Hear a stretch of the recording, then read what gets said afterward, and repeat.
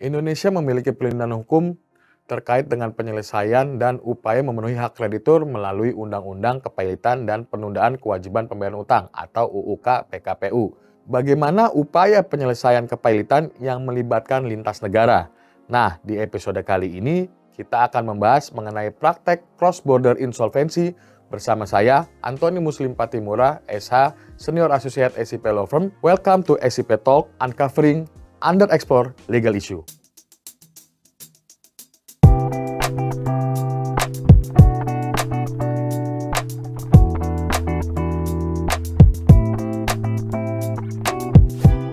Dalam bisnis, tak jarang pebisnis akan meminjam modal dan melakukan aktivitas berbasis lintas negara. Namun, ketika perusahaan pilot dan memiliki beban utang, penyelesaian kepailitannya bagaimana? Sebelumnya, rekan-rekan harus mengetahui dulu apa itu cross-border insolvency dan apakah Indonesia memiliki aturan mengenai hal ini. Apa itu cross-border insolvency?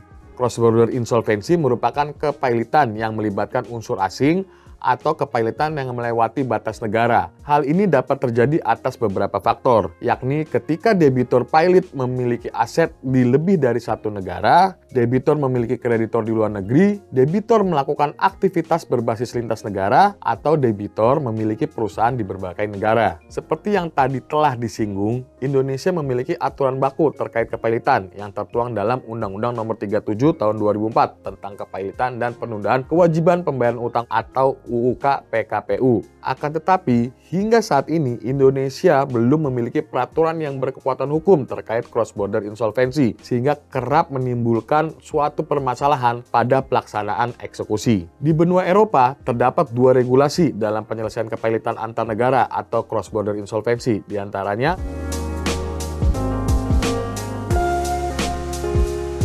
tiap-tiap negara memiliki pendekatan yang berbeda dalam mengatasi permasalahan ini. Hingga saat ini, terdapat 6 sistem hukum yang hadir dan berlaku di belahan dunia untuk mengatasi permasalahan cross-border insolvency, yaitu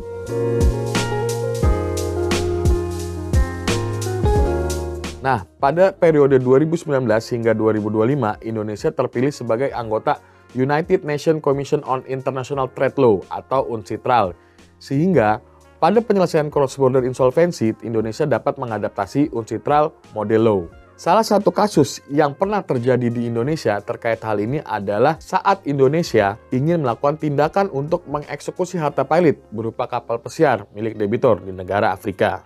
Bagaimana problematika eksekusi harta pilot dalam cross-border insolvency? Eksekusi harta pilot pada kasus cross-border insolvency tidak selalu mulus, karena pada pelaksanaannya akan ada hambatan-hambatan, terutama terkait pengakuan dan pelaksanaan putusan hakim. Pada hukum internasional dikenal istilah perluasan yurisdiksi teritorial. Apa itu? Yurisdiksi teritorial bermakna bahwa negara memiliki kewenangan dalam menjalankan yurisdiksi terkait orang, benda, perbuatan, dan seluruh hal yang terjadi dalam lingkup wilayah negara tersebut. Nah, melalui hal ini, akibat dari pernyataan pilot yang didasari atas putusan hakim terbatas pada negara yang memutus perkara tersebut, sehingga putusan hanya berlaku di tempat pelaksanaan putusan pengadilan.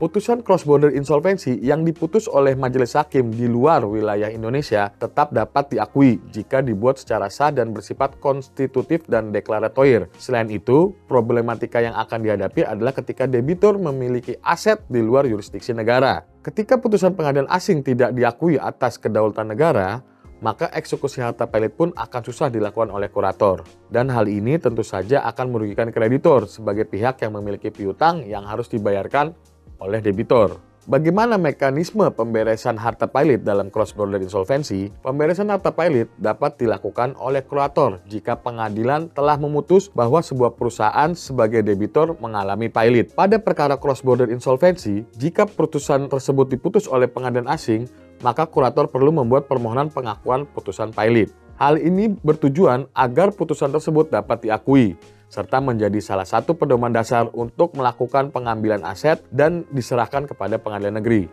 Namun pada prakteknya, tidak semua pengajuan permohonan pengakuan putusan pilot selalu dikabulkan oleh majelis hakim. Kasus cross-border insolvency akan lebih mudah dijalankan oleh negara yang memiliki kerjasama bilateral, khususnya pada penyelesaian kepailitan. Hal ini karena pedoman dasar yang digunakan untuk menyelesaikan permasalahan kepailitan di kedua negara tersebut sudah memiliki prinsip yang sama.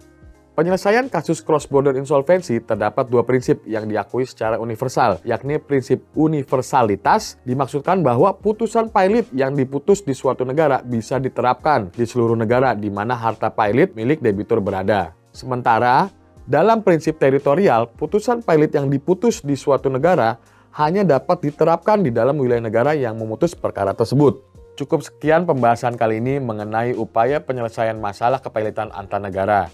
Nah, rekan SIP Talk juga bisa komen isu apa yang ingin dibahas di episode selanjutnya. Jangan lupa untuk subscribe YouTube SIP Law Firm supaya nggak ketinggalan konten-konten hukum terkini dan berkualitas. Sampai jumpa.